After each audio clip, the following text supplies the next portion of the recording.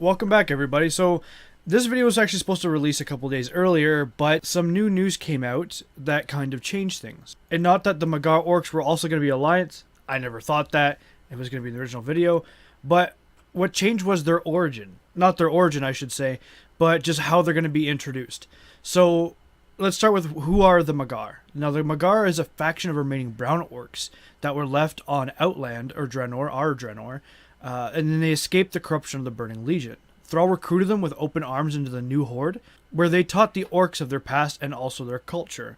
Mag'har is the Orcish word for uncorrupted. It was previously run by Garrosh Hellscream. Two other notable leaders in it are Great Mother Gaia and also Joran Deadeye, son of Kilrock Deadeye. So I kind of hopefully we get to see a lot more of him. Honestly, if I could pick a orc clan to join, it would be them. I like the idea of removing your eye to see your destiny, your death, and just plummeting right towards it. In real life, if somebody said, I'll show you your own death, I would plummet right towards that too. Unfortunately, I think you'd have to. That opens up a whole other thing. If somebody showed you your death and you try to avoid it, you would still die anyway, because they showed you your true death. Because the death they showed you is with the knowledge. It's weird. Anyway, these Mag'har Orcs a lot of them were corrupted by the corrupted blood plague or the red pox. Now they established a quarantine village in Nagrand and they named it Garadar after Garad. So these orcs have been there, and then Thrall went during the Burning Crusade, recruited them. Garrosh Hellscream eventually became war chief. So this led to a lot of discussion on where exactly they come from, because there was a map data mined as well that sort of looks like alternate Draenor, but it's different. Now, my original speculation was that it was a vision that you get to see kind of them going or escaping the demons and stuff, and maybe you play a refugee or something. But there's a couple of jokes and stuff that were data mined, and maybe it's just simply because they're Blizzard's humor, but it kind of tells a little bit of a different story. So let's look at the male jokes. I'll say the first one just because it's hilarious. I never met Gul'dan, but I hear he was a nightmare at parties, always trying to spike the punch. Azeroth goes through war chiefs like Draenor goes through alternate timelines. Which is actually couldn't be further from the truth. But there's a female one that I specifically want to talk about. Hey, aren't you the one who left that abandoned garrison littering up Frostfire?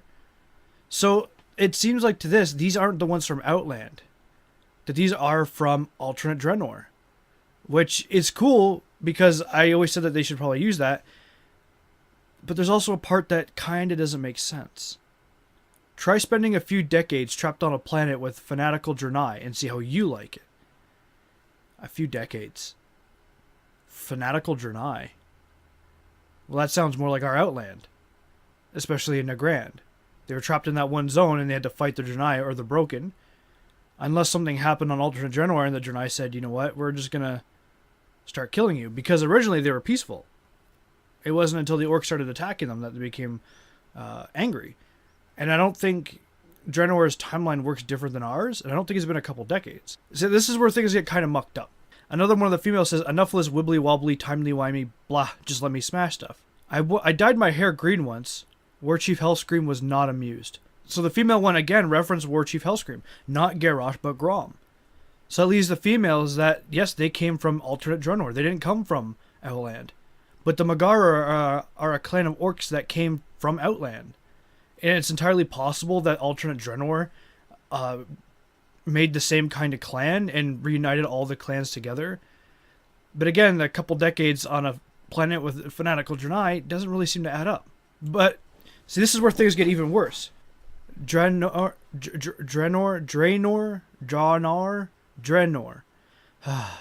I'm just going to say I'm from Outland. From the female orc. Honestly, they have both jokes. And again, it could just be Blizzard having fun. And honestly, who knows where these guys come from. My speculation on it was that the Mag'har Orcs from Outland went to alternate Draenor to try and recruit some more orcs, I guess. Or maybe they were ordered by Saurfang, for example, to go there and to recruit orcs that were willing to fight for the Horde. And it's entirely possible that that's where these people came from. That's, I guess, my interpretation of it. There hasn't been anything other than jokes, flirts, heritage-looking armor, their mount, and the map. So it's all, to be announced of where these people actually come from. But I'm going to say that it's both. The Mag'har Orcs from Outland went to Draenor, they recruited some orcs, and they joined the Horde. It kind of makes sense. It kind of puts everything in a neat little package, and I guess it doesn't overcomplicate things, which is what I was worried about.